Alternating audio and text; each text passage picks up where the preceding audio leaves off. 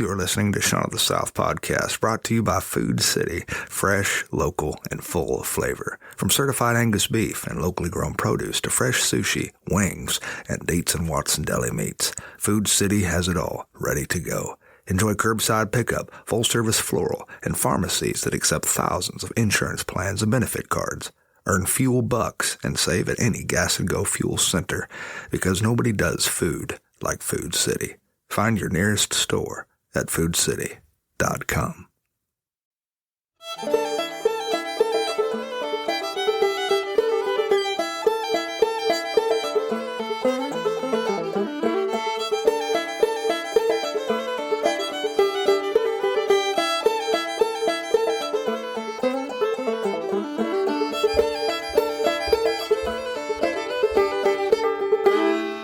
They say blind dogs shouldn't run.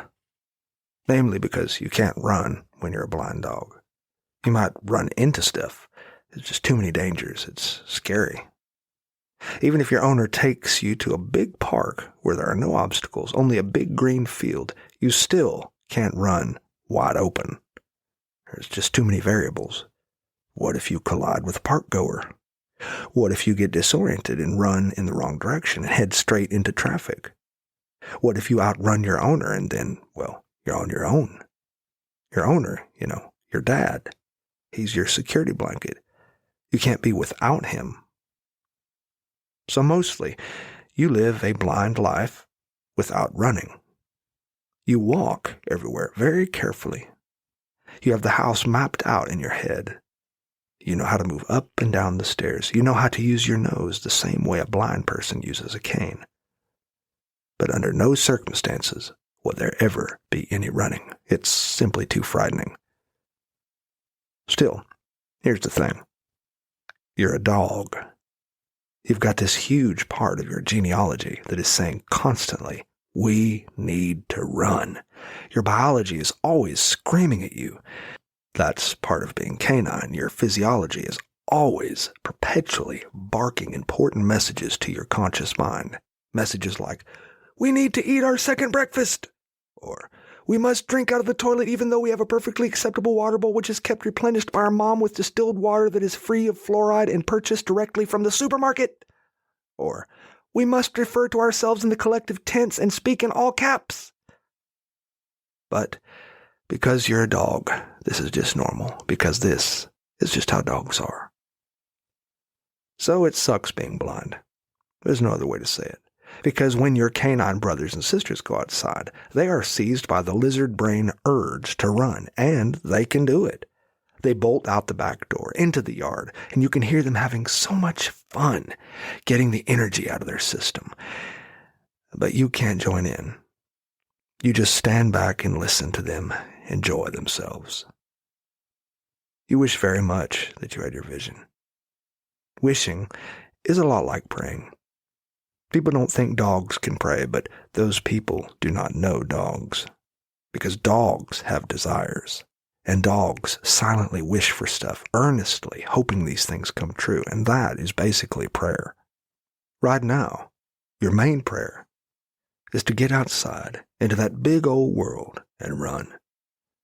Your body wants to run until your legs give out and you have no choice but to find something wonderful to pee on. But, once again, as I say, you're blind. Well, then an idea occurs to you one day. This happens when your dad is taking you for your daily walk. And normally you're a cautious walker. You tiptoe, you're guarded. But today is different. You decide, you know what? Screw it. Forget caution. And you start running. You're attached to a leash, but that makes it better, because now you know your dad will be right behind you. You start slow, then you pick up the pace. Oh, the pleasure of intense movement overwhelms your little body with joy. Your muscles feel so good. Your lungs are working overtime. Wow, this feels amazing. You had no idea running could feel this great. Your dad is holding the leash. He's right behind you, struggling to keep up. He's not a dog, of course, at least not entirely, so he can't run as fast as you. But there you are. You're both running together, sort of like they do in packs, sort of like real dogs. You're running.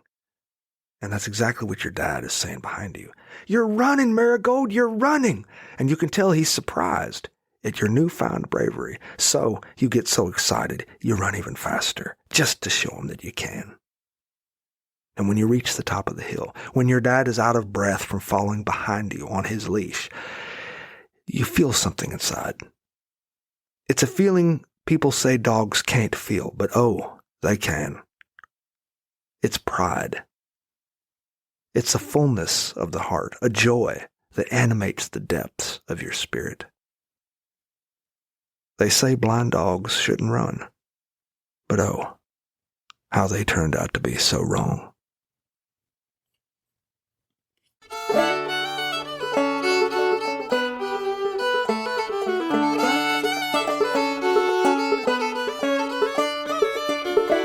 Well, thanks for listening to Sean of the South. I've been your host today, Sean Dietrich, and it has been a true privilege. To find out anything more about what I do, you can visit SeanDietrich.com, or for those who are not particularly good spellers, you can visit SeanOfTheSouth.com, and there you can find out all sorts of information that you didn't know you didn't need to know about me. And while you're there, I hope you take the time to drop me a line. Tell me what's important to you. Tell me what's going on in your life. I'd like to hear it.